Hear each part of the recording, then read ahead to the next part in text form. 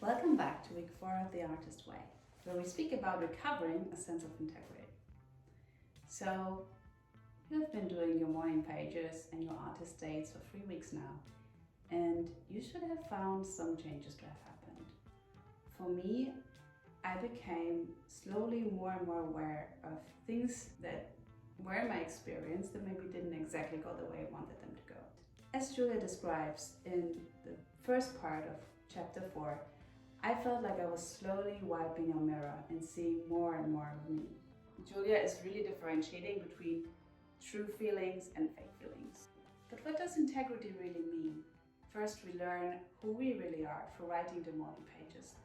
But then we also slowly see our relationships with other people better.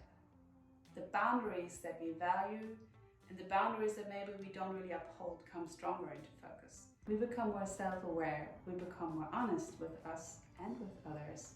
We are able to create consistency because we consistently listen to ourselves through the morning pages. And this self-awareness allows us to show up differently in our lives. Not wanting to do the morning pages can be a sign of resistance to change. So if we don't want to change the relationships that maybe have not been working for us for quite some time, or if we feel too crabby to write the morning pages, there is something that we're hiding from ourselves. And this zooming out of reality, this unawareness, is the actual mechanism that creates the block to our creativity. The more aware we are, the more focused we are, the better we can connect with ourselves and from there create. So this is how this numbing out or zooming out or focusing out is actually the obstacle to creating. Listen to this beautiful quote. The more difficult truth is that creativity is grounded in reality, in the particular, the focused, the well-observed and specifically imagined. As we lose our awareness about ourselves, our values, our life situation, we become available to the moment. It is there, in the particular, that we connect the creative self. Contact the creative self. But both is true, actually. We become original because we become something specific, an origin from which work flows. In week 4, Julia speaks about how the morning pages will change you. You will learn how to really listen. You will learn how to separate your authentic inner voice from societal expectations or family beliefs. It will help you become more honest with yourself and with others. And if your experience is anything like mine, it will enable you to communicate your boundaries better. You will be acutely aware of where you end and where others begin, and enmeshments will dissolve through the writing. To live a life of integrity, it means that it's really important to be honest to yourself. It's easy to lose yourself in order to make other people happy. And that is essentially where we lose our integrity, because we don't live for other people.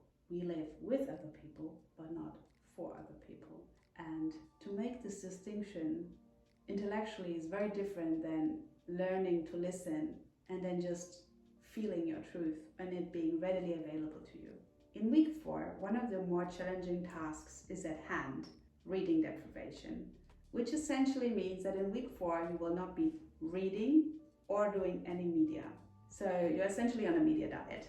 I know that sounds hard, and if you've never done it before, it can be surprisingly challenging.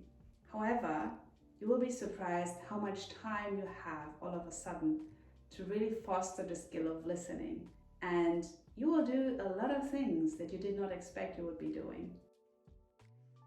50 minutes here, an hour there, 3 hours there, 2 hours there. All of a sudden, you have the opportunity to try new things that have been on your bucket list for quite some time. The fuel of that is, in a way, boredom.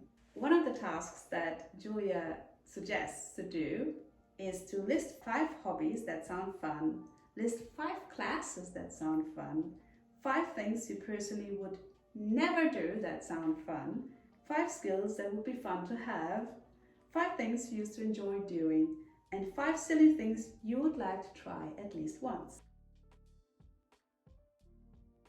What this means essentially is a dopamine reset. If you find yourself addicted to videos and scrolling like I have, this can feel quite Yeah, it's called media deprivation. You might feel deprived. But on the other hand, it will also give you the experience of wanting to do something, because we're not built to just sit around idly. And you will find yourself creating in absolutely no time. And why does this work? Because in a way, consuming things is a numbing agent. Julia describes words as little tranquilizers. And it's true. We know that. And it's only gotten exacerbated through social media and video. If artists used to be blocked by reading other people's writing, imagine what it's like now that video is the leading format. But if we don't scroll, what do we get to do? We get to find new hobbies, go out more, meet friends, finish that home renovation project that was on our list for quite some time.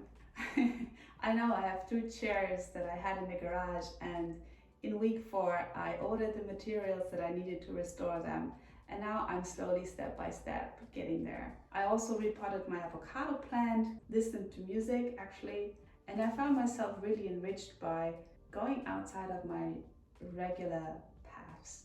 So you will find yourself back in the sensory world and back in the world of experiencing things for the first time, possibly, which fosters a sense of aliveness. You will also come with new experiences and a newfound curiosity. And this is just an additional tip, that listening to music without any voice, just instrumental music, really helped me writing the morning pages. Amongst the tasks, I did the following. Describe yourself at 80. What did you do after 50 that you enjoyed? And I found that I will probably travel the world, in old age.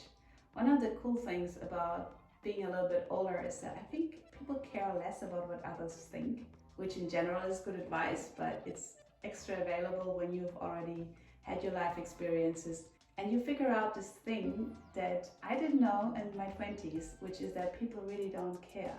I used to overthink subconsciously, not intentionally at all, but I used to overthink what other people would think if I do certain things.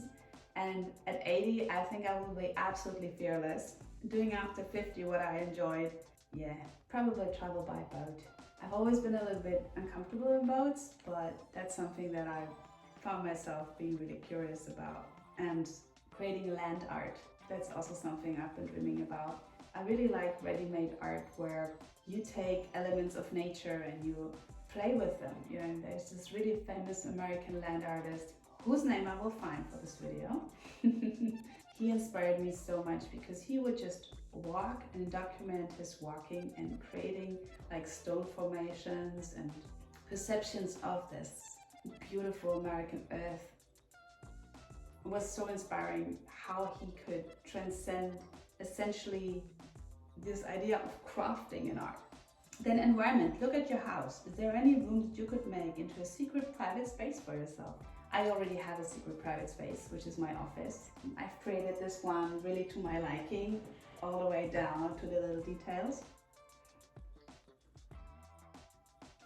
But we did have guests earlier this year, and I got to create like a little glamping area, and this has now turned into our living room, where there are like all different kind of heights where you can sit and lay and just lounge around, and that makes me really happy because I can also just close it off like a tent, and I think it looks really, really dreamy and really comfortable. A little painting area, which I also invited my husband to, so he can create things there, solder his LEDs.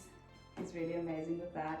So I have enough space of my own that I don't need another additional private room, but I did create some areas decorated for fun, as she says.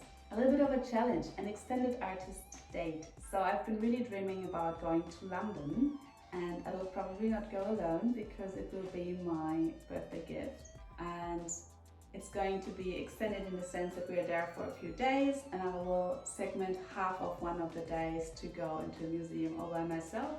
The artist day I did this week was to go into a second-hand shop and just go buy the fabric and find things that I really liked and bring them to my seamstress and ask her to adjust them to me. I really love Indian fabrics, and there are some people here in the Bay Area who wear their clothes, I guess, not a lot, and then they just bring them to a thrift shop, and then people like myself get to see really cool fabrics and really cool cuts and shapes that you usually don't get to see in a regular shop.